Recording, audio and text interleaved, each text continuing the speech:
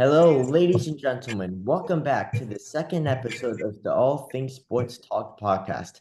I am your host, Ryan Sizer. Today, we are joined by Miami Marlins minor league infielder, Cherif Neymour. Welcome, Cherif. What's up, bro? What's up? So you're currently down in the FCL. You're doing great down there, hitting 254 with 6 RBIs and 11 stolen bases. What's the key to being so good down there at that level? You just gotta be consistent, continue working hard. Like you gotta put in the work every day. You can't just go in there one day you doing this and then the next day you like inconsistent. You just gotta be consistent with it and trust in the work you're putting in. Talking about putting work in, the reason they did promote you is due to the level you had at the DSL last year. Last year you hit 315 with one home run, 19 um 19 RBIs, and you had some stolen bases in there. What's the tradition? What's it like, jumping from the Dominican Summer League to the Florida Complex League? I mean, you got pitchers throwing more strikes and they're a little bit nastier, but you just gotta believe you're the best every time you step out there. We're talking about being the best. You are one of the best out there. And you're from the Bahamas. How'd you get into playing baseball down in the Bahamas in a small island? Well, it actually started from like my grandmother and my mother used to play softball, and they enrolled me in baseball when I was like 9, and I just fell in love with it from there. We can see the hoodie. You're proud to be a Miami Marlin. You signed with the Marlins at a young age as an international free agent. What was that like? Just them reaching out to you, signing with them, and making a jump into professional baseball. It was unreal. Like the first couple of days, like I still couldn't believe it. Right. Well, how do you think that the Marlins are going to be in the future when you have a lot of young guys coming up? Yourself, we just dropped an episode today with Ian Lewis. Go check that out if you guys have not. We have some Marlins minor leaguers coming on the podcast, so stay tuned. What's it going to be like in the future with young We Marlins gonna win a content? ship. We gonna win a ship for sure. Just watch out for us, Bahamian boys. Talking about winning, you guys have a great record right down there in the FCL right now. Oh, we gonna win the ship in the FCL this year too. Yes, sir. For sure. We see from Instagram and all that team down there, you just have a tight bond. You guys get along very well from the Hispanic guys, the English guys, the Bahamian guys, anyone. You guys just get along and have a great core relationship. What's that like in making sure you guys are so tight off the field? You guys hang out a lot to make sure you guys do win that championship as you're headed right now. We look at each other as like brothers. We don't like fight or nothing like that. Like we just close. And it actually started from like in the DR too. Talking about winning the ship, when you guys do win it, what's the first thing you're going to do? Knowing my teammates, they are probably like, let's go to Miami or some foolishness like that. Let the people know about, the harsh reality about being in the FCL. It's hard. I mean, you guys play 12 o'clock day games out there in the sun. It's brutal. Pants, long sleeves, if you guys will. I mean, it's very difficult day in and day out. What's that like? Bro, it is hard as hell out here. And like you have practice and stuff before the game, but you gotta realize this is what you sign up for. So either way, you gotta go there and do it, and you gotta always remember the bigger picture is the big league. So gotta do what you gotta do to get what you want to get. What's your routine like to making sure you're so consistent and getting to where you want to be in the MLB one day, playing with the Miami Marlins, in the cage, the gym, off the field? You gotta always go there with a purpose and a plan. And like my routine, I hit the tee first, then do a couple of flips and stuff like that. Then I go hit off the machine. But like you just gotta stay consistent with your routine. You can't do this one day and then do something else the next day. You can be consistent. You're a young player with a lot of energy and you're doing great stuff. Let the people know a little bit about who are you off the field when you're not wearing a baseball jersey. Bro, to be honest, I just be in my room chilling, playing game, listening to music. I just be chilling for real. We can hear the music now. Talking about music, do you have a favorite artist out there? I got a top three. I got Youngboy, Rod, and I got Dirk. Okay. Could we see you making some music in the future?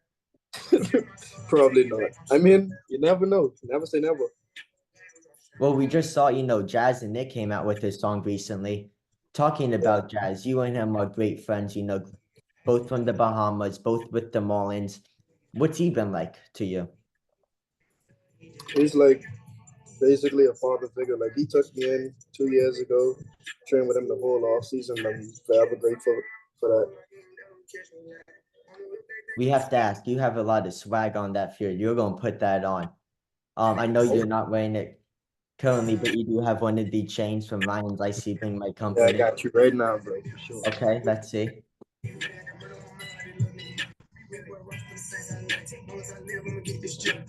Hope you guys enjoying the podcast. Okay, there we go. Tell the people what's up. There you go.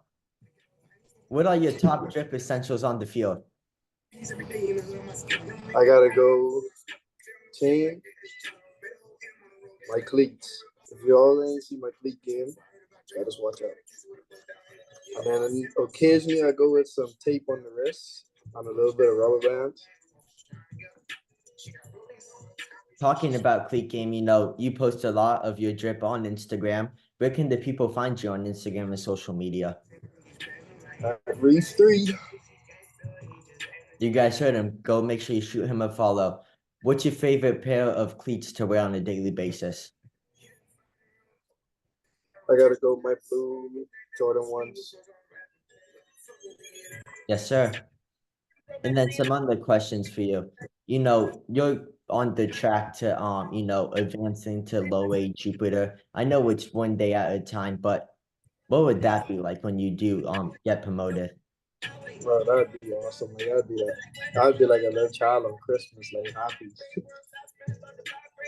Talking about getting promoted, we can see you here in a few years. I can feel it right now with the big league Miami Marlins, playing alongside Ian Lewis, the guys you're with now, Fabian Lopez, many others, Anthony Peggy, good friend of yours. What's that gonna be like when you get to play with all them inside loanDepot Park? That's gonna be lit. Like me and Fabi, like we cool for real, for real. Like we playing up the middle, right next to each other. Like that's fun. Talking about playing up the middle, you could play any position in the infield. We've seen it. They have you at short, second, third. What's that like? Just be able to go anywhere the team needs you to be and help them win some baseball games. Yeah, it's good because like I'm available anywhere. Like you can put me anywhere. I'm still gonna do what I do best. I got a Gold Glove in the future too, just so y'all know. Stay tuned. Make sure you guys watch out for that. Hey, and I'm gonna call it right now. You have a silver slugger coming in the future too. You're a great hitter at the plate. You know it. And also a big part of your game is speed.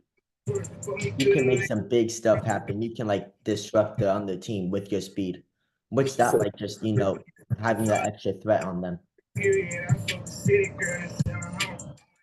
mean, it's a big part of my game for real. Like yesterday, no, 2 days ago when we played, it was a ground ball. Well, I walked, got on second, stole third, and then infield was in. It was a ground ball to short, and I slid in there, bro.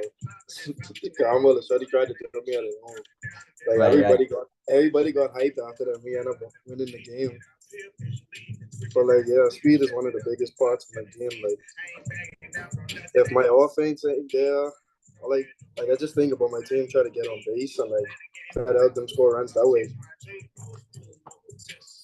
Right. Do you have anything to say to the people on how hard, can be playing at the professional level, the difficulty? People just look at you, yeah, they're professional athletes, they got it easy.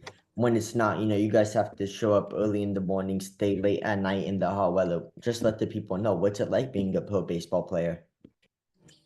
Yeah, I mean the pro life is great, but at the same time, like it's harder than we make it look. Like like you said, waking up early in the morning. Sometimes it's stressful. Sometimes you don't want to get out of the bed. You just want to lay down all day, and then you gotta go there in the hot sun and practice, and then after that you gotta get ready for the game and go out there and play a whole 9 inning game, all of that stuff. Then you gotta go make sure your body good and recover and all that other stuff. So like really you in there from 6:30 and you don't leave the complex until like 4:35. So like it's really stressful, but at the same time, like we love it. Like you gotta do what you gotta do. Right. And you gotta do what you gotta do, be up there one day in the big leagues. And I know, I'll be watching from now until all the way up there. Do you have anything to say to the people? Just keep watching out for me. Get your popcorn ready. Thank you guys for joining me and Miami Marlins minor league infielder Cherif Neymour on the other episode of the All Things Sports Talk. I am your host, Ryan Sizer, with Cherif Neymour. Thank you, Cherif.